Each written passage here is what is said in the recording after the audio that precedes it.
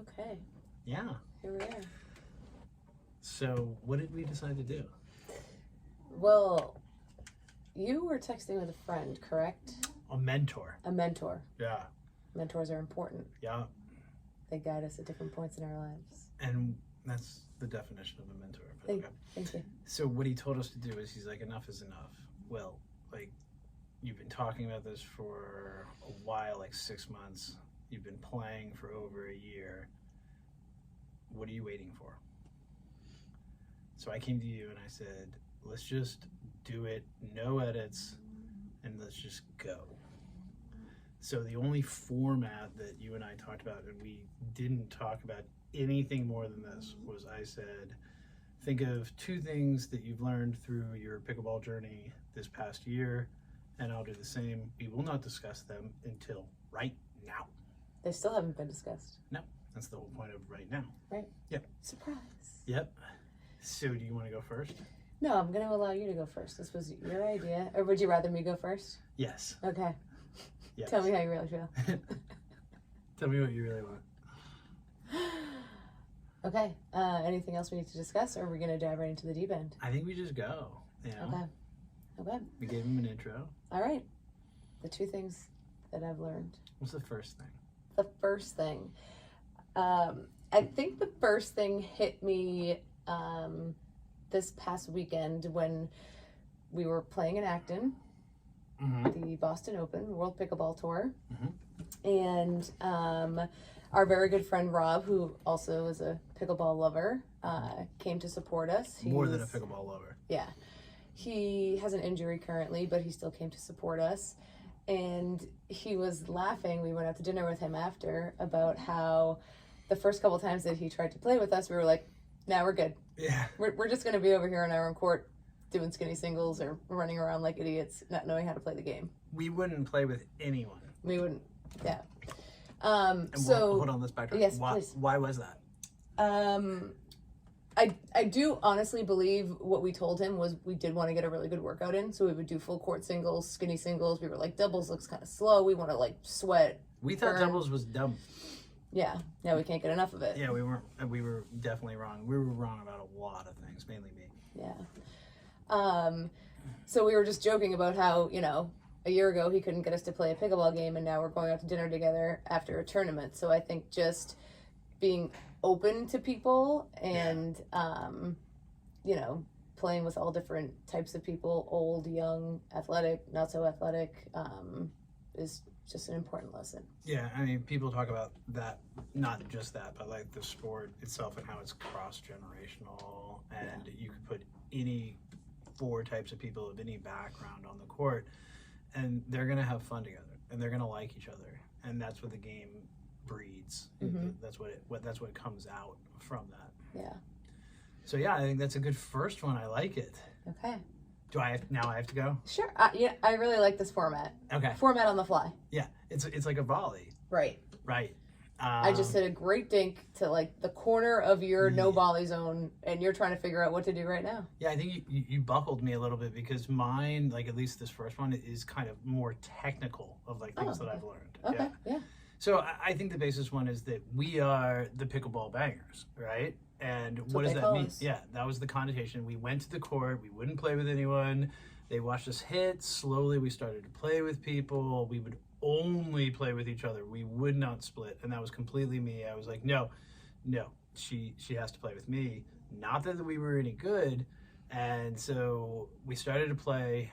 We whacked everything. We thought that we were just going to be more athletic than these elder folk, not exactly mature. Elderly, but yeah, mature folks.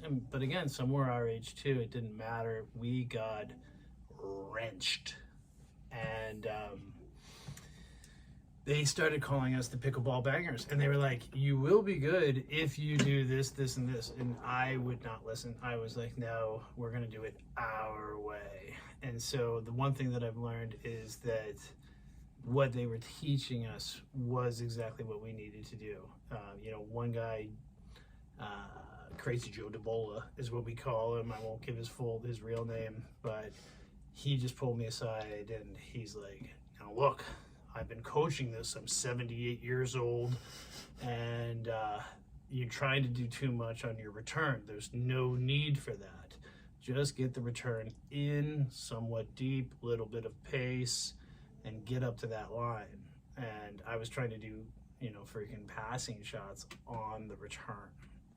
So softening the game up and just succumbing to, it actually is about drop shots. That's where you can really actually use your power and athleticism once you have that soft game down. So that's my first one. Wow. Use the soft. Now I kind of think you should go first for the second one as well. Oh, I have to do back to back? No, we can discuss it right here, right now. Sure. I'll go.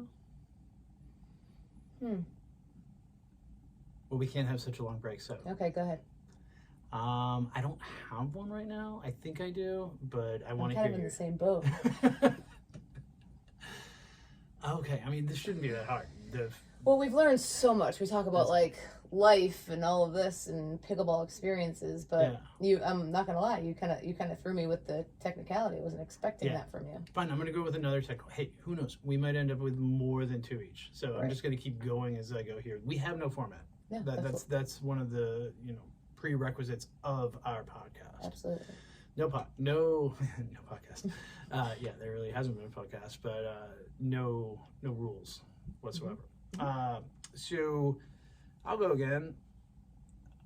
Again, another technical one is leave yourself a margin for error. I really like that one. We just did the tournament at the Boston Open in Acton, Massachusetts, and you felt like we were playing a little tight, and I get that, but then part of it is that you do kind of play a little tight because it's a tournament, and what they tell you to do in the tournaments could not have rang more true, which was don't hit line shots. Don't try to paint the corners and, work the lines and everything like that. Definitely stray more towards the middle. And if you are going to try to hit the back line, actually aim for about 2 feet before the back line. They're making their own calls on your hits. You're making calls on theirs. Obviously, you want to be a lady and a gentleman about it, but at the same time, don't give them any reason to maybe call that out. And I think we did a good job of that, of giving ourselves a margin for error there. And that led to way less unforced errors. Yeah, and I think anytime you're playing in a tournament, you naturally just play a little bit tighter. You want things to go a certain way. When you're playing recreational, it's easy, it's fun, but when you have to hit certain shots at a certain point, to get an advantage or get ahead, you got to hit them when you need to. All right, your turn. Wow. The second thing that pickleball has taught me. Yeah. Patience is power. I like it. What do you mean by it? I mean it on the court and off, right? Sometimes in your life you want things to happen a certain way. Sometimes on the pickleball court you want certain things to happen a certain way. But if you're patient enough and willing to grind it out, usually you get the shot and the opportunity that you want. Yeah, it can't always just be this shot that you're like, no, this is going to be the winner. No.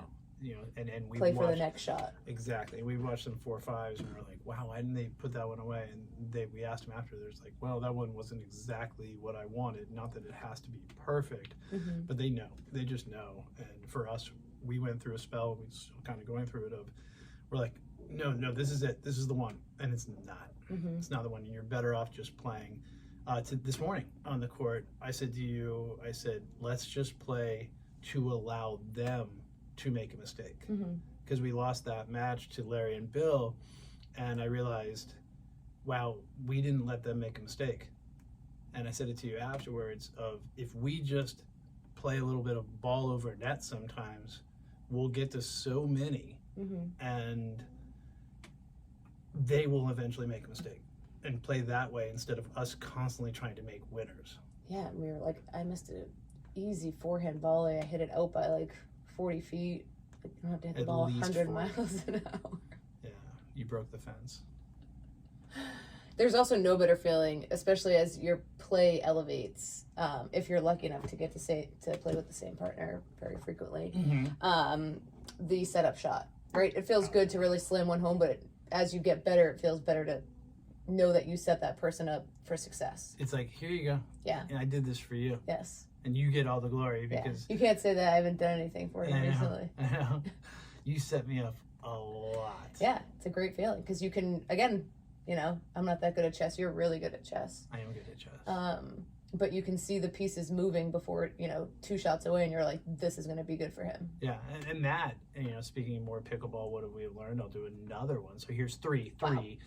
Is I absolutely love how strategic the game is. It looks so easy. You see it play, and you think you're playing so fast, and then you watch it on footage, and you're like, oh my god, boring. Yeah, it's boring. And even your own footage, and for you to say that is no. I'll still watch mine in slow motion, even though it is slow. I'll watch it even slower. But yes, I understand what you mean. Not other people. I mean, I'm a little different. So yeah, the patience over power we talked about, and this last one that I just came up with, remind me of what it was again. I remember, but I just want to see if you were listening. You're like, I already forgot it. We talked about setting up your partner. Setting up your partner. Patience over power. The third, you just came up with it. What? We talked about letting the opponents make their own mistake, and then what was the other one that I said? You just said it. We were just speaking about it. Yeah.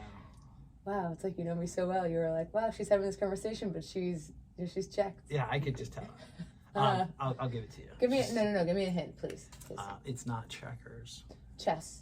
Yes. Right. The game looks so easy. It's like 4 people playing on a small tennis court. How hard could this be? Yeah. And what you're really doing is they're trying to set you up. You're trying to set them up. You're trying to set your partner up for success. Yeah. And that's the best part of the game. Is just how technical it really is out there. And positioning on court, even what the pro that we speak with all the time that lives local to our area. Yep. Having your body in the right position in the right part of the court is huge. Yeah, absolutely. And just watching points come to fruition, and you're like, oh my god, I almost willed that to happen. Yeah. So you got any great game? Yeah. So let's think about anything else we have. I mean, now it's free form. We've talked. Yeah. Wow. Now we can just talk. I mean, we can talk about pickleball. We can talk about life. We can talk about our Maine Coon cat, Derek. He's a baby. He's our baby. He's in a lot of our videos. Yeah.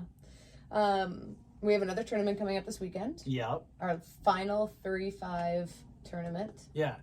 A lot of people on email and our voicemail. And what's our voicemail number again? It is 781-285-8373. That's 781-285-8373. And our email address? thepickleballbangers@gmail.com. Yes.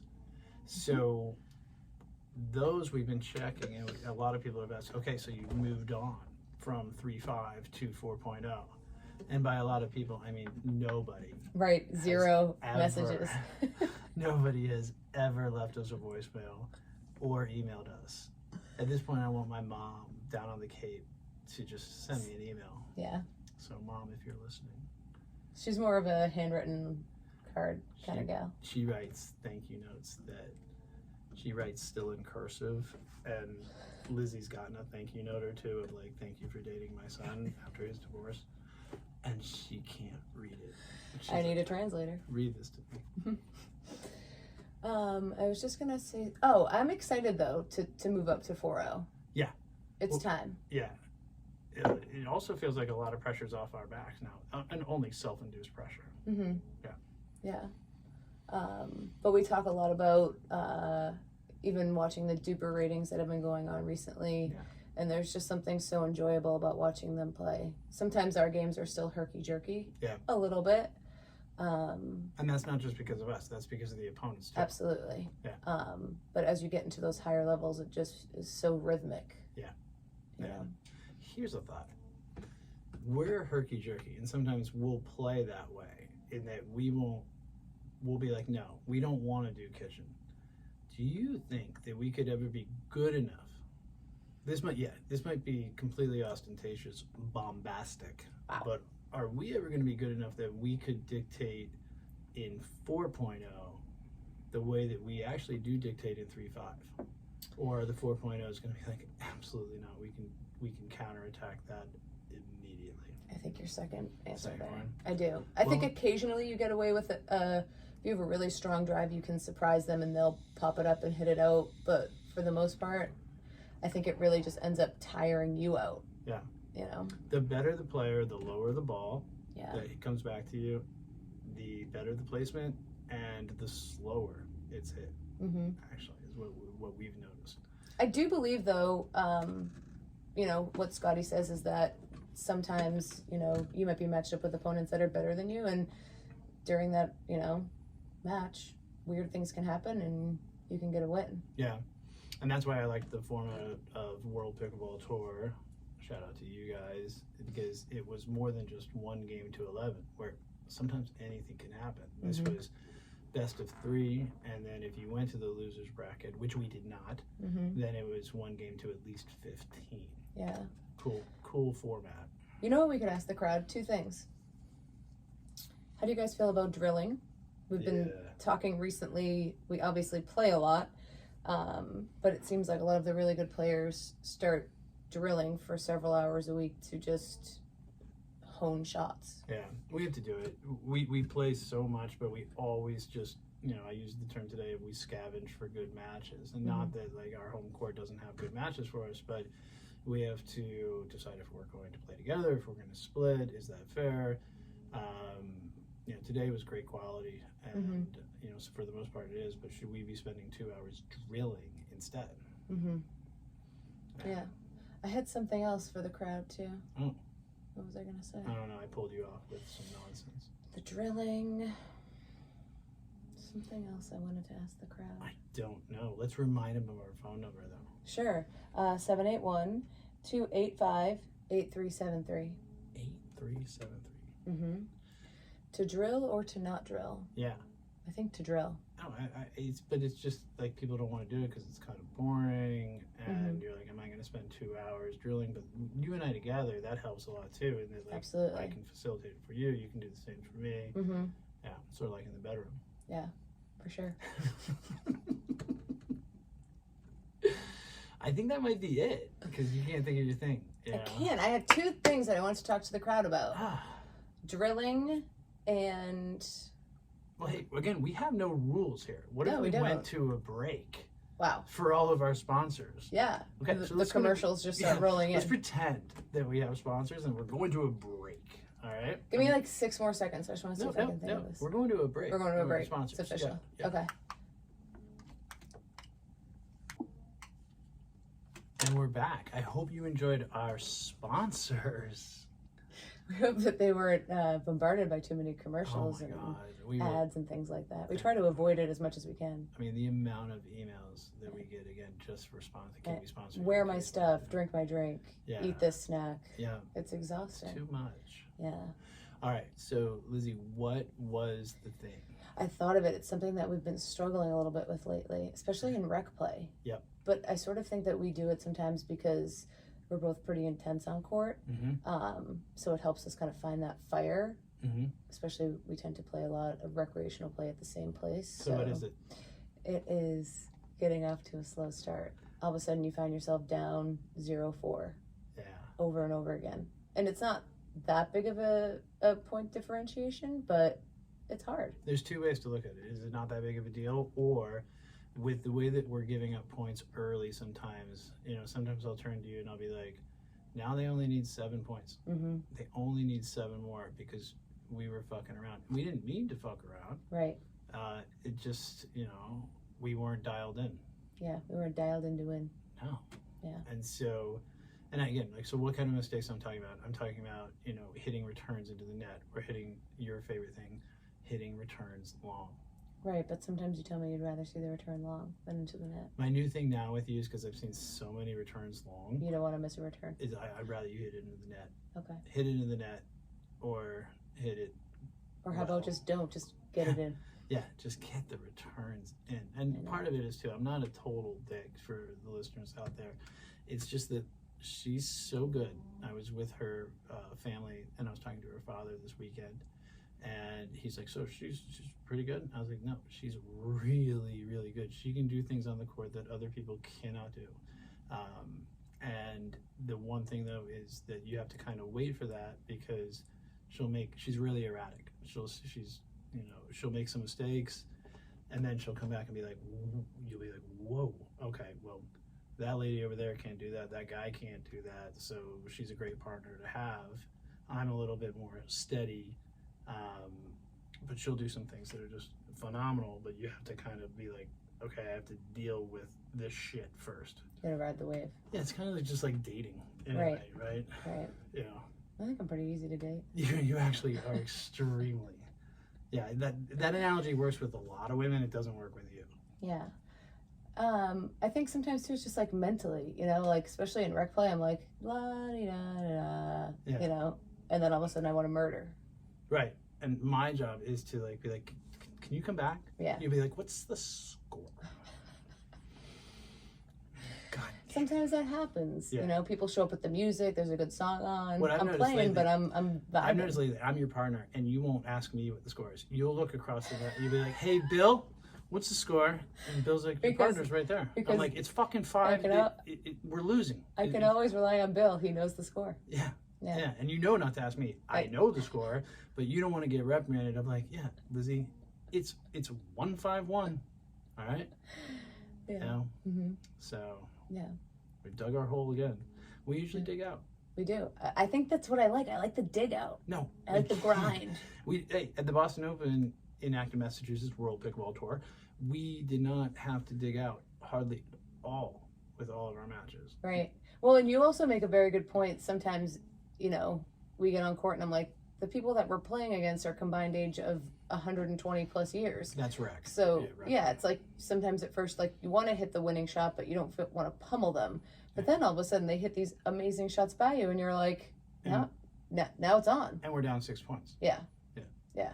But sometimes we're down 6 points and then we can't recover and they win because they're not bad players. No, they're absolutely not. Yeah. They've been playing. The one thing that I do like is that everyone that we've played with, for the most part, we don't see a lot of newbies out there where we go. They've all been playing for like 3.5 years. Mm-hmm. We're only a year in. A little more. Good point. All right. Well, that concludes our initial just go for it.